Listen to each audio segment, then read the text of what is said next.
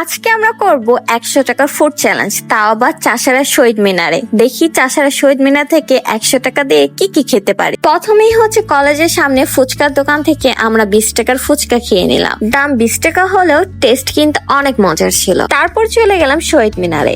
এই মামার থেকে ঝালমুড়ি নিয়ে নিলাম আলুর দম দিয়ে মাত্র 20 টাকা। ঝালমুড়ি পরিমাণ যেমন বেশি, টেস্ট অনেক। বাকি আছে আরো 60 টাকা। দেখি 60 টাকা দিয়ে আর কি কি খাওয়া যায়। এরপর চলে গেলাম আখের রস খেতে। এটার প্রাইস মাত্র 20 টাকা। চাষারা শহীদ মিনারে আসবো আর এই আঙ্কেল থেকে লাচ্ছি খাবো না, সেটা তো হয় না। এই লাচ্ছিটাও প্রাইস মাত্র 20 টাকা। আর মাত্র বাকি আছে 20 টাকা। 20 টাকাতে কি খাওয়া যায় ভাবতে ভাবতে চোখে পড়লো চিকেন বল। তো এখান থেকে আমি একটা চিকেন বল নিয়ে নিলাম, কিন্তু এই চিকেন বলের প্রাইসটা 30 টাকা। তাই আমার 20 টাকার সাথে 10 টাকা এক্সট্রা অ্যাড করতে হয়েছে। এই ছিল আমার 100 টাকার ফুড চ্যালেঞ্জ। তুমি হলে এই টাকায় কি খেতে? অবশ্যই কমেন্টে জানাও। আর ভিডিওটা ভালো লাগলে লাইক আর ফলো দিতে ভুলো না।